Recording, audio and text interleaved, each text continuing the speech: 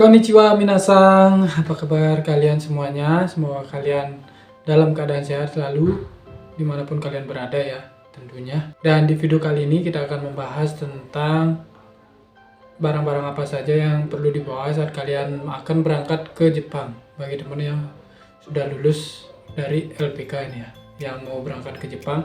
Jadi barang-barang apa saja yang perlu kalian siapkan di rumah. Oke, langsung. Bagi teman-teman yang belum subscribe, silahkan bantu channel ini berkembang, silahkan subscribe dulu dan like videonya. Terima kasih. Bagi teman-teman yang sudah bergabung, sudah membantu channel ini, saya ucapkan terima kasih banyak. Oke, langsung saja kita ke pembahasannya. Jadi setelah kalian lulus ujian atau ikut tes di LPK dimanapun kalian setelah lulus itu kalian persiapan untuk keberangkatan. Jadi hal-hal yang penting untuk dibawa pada saat kalian akan terbang ke Jepang adalah surat-surat. Yang pertama adalah surat-surat penting ya, misalnya seperti paspor, seperti tiket, itu harus visa, itu harus dibawa, itu penting, itu nomor satu ya.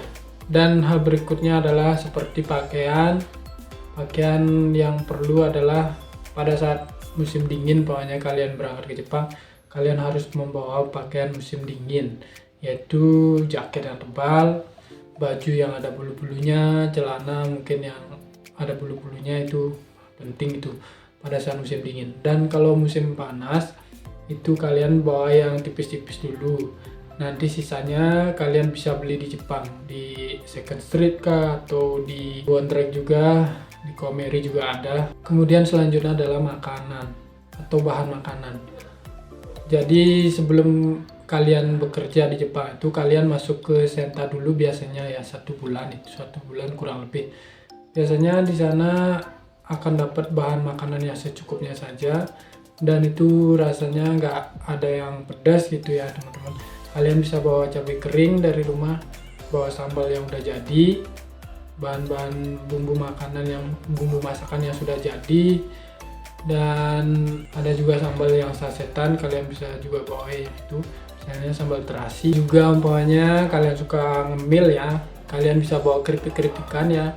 Jangan lupa barang-barangnya itu ditaruh di koper ya, di luggage. Jangan kalian taruh di tas yang digendong, yang dibawa ke pesawat ya.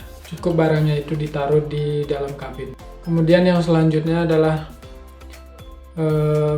obat-obatan dan minyak-minyakan hangat, karena di Jepang itu pada saat musim dingin, ini sih kalau menurut aku ya, karena aku sering pakai obat-obatan hangat, misalnya seperti Bokashi, Flosa, kemudian apalagi minyak lon yang kayak gitu, mungkin kalian perlu juga dibawa ya.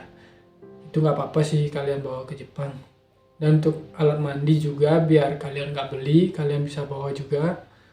Pokoknya selama 1 bulan di Jepang itu kalian belum dapat gaji, kalian harus hemat, harus bisa ngatur keuangan. Kalian harus juga bawa uang dari Indonesia ya, bawa uang yen itu harus juga bawa. Nah, satu lagi, biasanya kalau di Jepang pada saat musim dingin itu bibirnya pecah-pecah, bisa ya, kering. Jadi kalian juga bawa pelembab dari rumah, dari Indonesia. Kalau nggak ada di Jepang juga bisa kalian beli di kombini atau di supermarket. Dan selanjutnya adalah obat-obatan yang penting, misalnya seperti sangobion, vitamin, prokol, obat batuk pilek itu ya. Pokoknya kalian siap-siapkan di rumah. Antisipasi mungkin kalian punya penyakit, pokoknya misalnya seperti mah, itu kalian harus bawa ke rumah. Karena di Jepang itu mungkin kalian masih terbatas dengan bahasa, mungkin kalian belum tahu obat apa yang kalian harus beli ya. Juga obat penurun panas, misalnya paracetamol, itu penting juga harus kalian bawa ya teman-teman. Mungkin barang-barang yang penting menurut aku cukup sekian ya.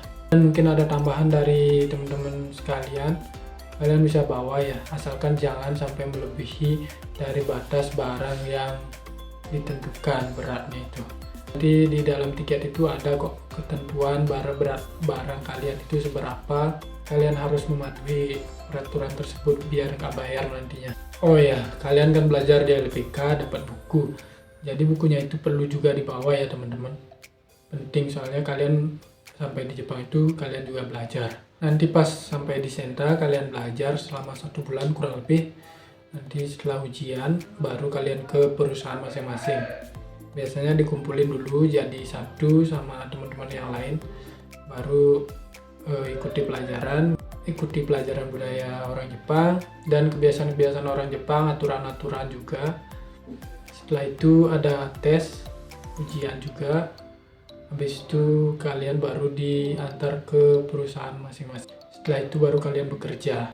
Biasanya sih seperti itu ya, kalau aku dulu pengalaman seperti itu teman-teman. Oke, mungkin ada barang-barang yang lain yang perlu kalian bawa, silahkan. Jangan lupa ada yang ketinggalan biar kalian tidak susah nanti di Jepang mencari ya. Mungkin jika ada barang-barang yang belum aku sebutkan, jadi mohon maaf ya. Mungkin barang-barang yang lain masih belum aku sebutkan yang penting ya, jadi aku mohon maaf. Cuman itu yang aku ingat ya saat ini ya teman-teman. Oke, semoga video ini bermanfaat buat teman-teman yang mau berangkat ke Jepang. Jangan lupa untuk semangat ya, bagi yang teman-teman belum lulus gitu harus semangat belajar. Pokoknya belajar, semangat dan berdoa. Semoga kalian lancar dalam segala prosesnya. Di akhir kata aku ucapkan terima kasih, arigatou gozaimasu.